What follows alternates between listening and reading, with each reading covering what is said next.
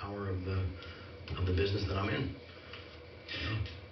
We've been through, obviously, the full range of what's been going on here. What I think is inarguable is that you clearly, if this had been handled in a different way, I think you'd have sat down and you would have expressed proper regret over some of your behaviour. I get that sense. Of course I would. There's no gratitude here. There's none. There's no gratitude whatsoever. Nobody will call me, have the decency to just call me. What is the answer to where you found yourself with CBS and the show? Because there are millions of fans. What is the answer as far as what? What do you mean? Well, millions of fans just want the show back on air. What is the way to make that happen?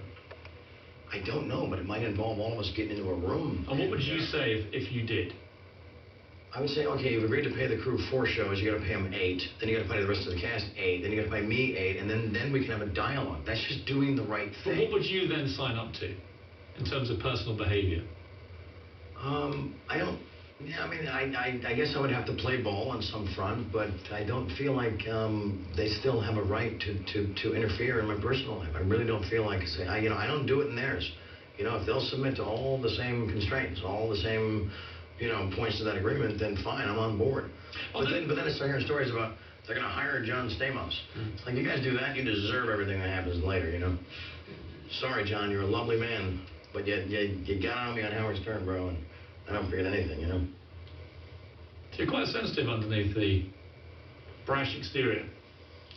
Well, sensitive, yeah, when I have to be, sure. Yeah, but, when I'm fighting a war, there's no room for sensitivity. But has any of this really upset you? Properly upset you? I was upset when, after being kind of picked on and a little bit, that stuff by Chuck and the Vanity Cards for 8 years, and I finally fired back once. Now, my fire back was a 2,000-pound bomb, and it was laser guided. But obviously, he's the creator of the show. He and you. But he took his ball and went home. Yeah, one crack, he took his ball and went home. I'm like, dude, come on. If he wasn't already trying to get off the show, then I don't know what else is going on. Here's the sadness. You guys must have been very good friends at some stage. Never. No. Really? Never. You've never had that kind of relationship? Well, probably the first hour, maybe, and then it was like, you must let me impose my will all over your face. It was like, whoa, dude. I don't want anything that you got. Do you regret making the little, what appeared to be an anti-Semitic dig at him? Well, yes, I do. I regret it in a way that I didn't even think about it, and then, I should have thought about it. Stupid move. Sorry. Would you say sorry to him if you had the chance? Well, of course I would, but I didn't think that was, I thought the rules had been established. He calls me Carlos Estevez a lot, which is my real name, and then I saw the other name in his vanity card, and I said it, and the world just started burning down around me. What's your biggest regret of all this? If you had your time again, what would you do differently? Wow, again, we got to go back to those moments and bring back a souvenir. You can't really change them. You got to change it, but you can regret. I don't know. Maybe I should have been a little quieter, a little softer.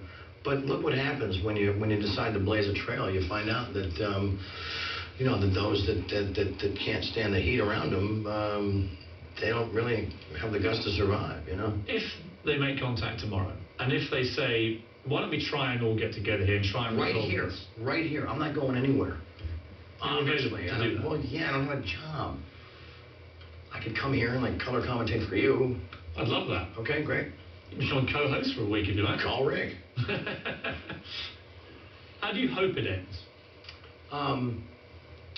I have a vision of us getting back on the air for season 9, and then doing season 10, and then cleaning up all this mess behind us, and then when we're back on the stage and doing it all perfectly and brilliantly, that a couple of adjustments will have been made. We all know where we stand right now, so we can't be like, hey, good to see you again. Not, What about your fellow cast members? Have you talked to any of them? I have not, because I don't feel like there's any real support there. No one has issued a statement. I've made a phone call. I get a couple angry texts, whatever. I ignore that. But I'm out here doing this for all of us, guys. I'm not here trying to embarrass you or ruin your jobs or ruin the show. Do they feel you let them down? I don't know. I'd be speaking for them, but it would be nice if there was some measure of support from anybody at this point. But that's all right, man. Every great movement begins with one man, and I guess that's me. You're the kind of Che Guevara of Hollywood at the moment. I'll take it. I'll take it. Nice.